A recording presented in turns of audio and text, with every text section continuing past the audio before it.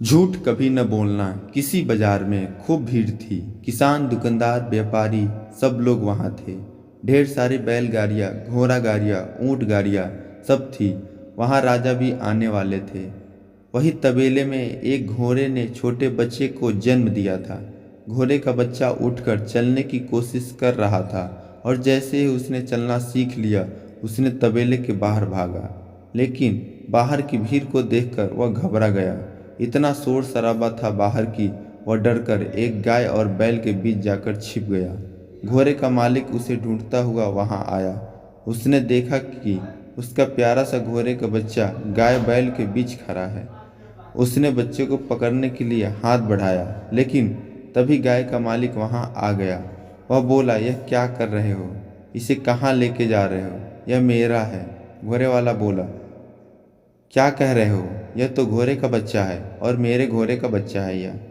नहीं, यह बच्चा तो मेरे गाय का है। देखो तो कितने प्यार से खड़ा है उसके पास। गाय का मालिक बोला।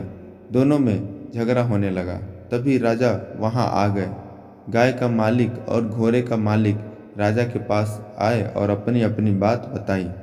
राजा ने दोनों की बात सुनकर कहा, यह बच्चा गाय और बैल के बीच अपने आप को सुरक्षित महसूस कर रहा था, इसीलिए वही इसके माता पिता है। राजा की आज्ञा घोड़े के मालिक को माननी ही पड़ी। उसने घोड़े का बच्चा गाय वाले को दे दिया। कुछ दिनों बाद राजा अपने बग्घी में सवार होकर कहीं जा रहे थे। उन्होंने देखा कि एक व्यक्ति बीच सड़क पर मछली पकड़ने का जाल बिछाकर बैठा हुआ था। राजा ने सोचा कि कोई पागल व्यक्ति होगा। उन्होंने सड़क के किनारे पर बग्घी रुकवाई और उस व्यक्ति को अपने पास बुलाया। राजा ने पूछा, यह क्या कर रहे हो? जाल को सड़क के बीचों बीच क्यों बिछाया हुआ है? वह व्यक्ति बोला, महाराज, मैं मछलियाँ पकड़ रहा हूँ। राजा ने बोला, सड़क पर मछलियाँ? क्या तुम पागल हो गए हो? वह व्यक्ति आदर के साथ बोला, महाराज, यदि गाय और बैल एक घोड़े के बच्चे को जन्म दे सकते हैं तो फिर मैं सड़क पर मछलियाँ क्यों नहीं पकड़ सकता? महाराज ने ध्यान से देखा। अब वे उस व्यक्ति को पहचाना।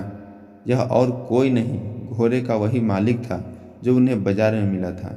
उन्होंने तुरंत अपने सैनिकों को आज्ञा दी, जाओ उस गाय बैल के मालिक को बुला कर लाओ तुरंत।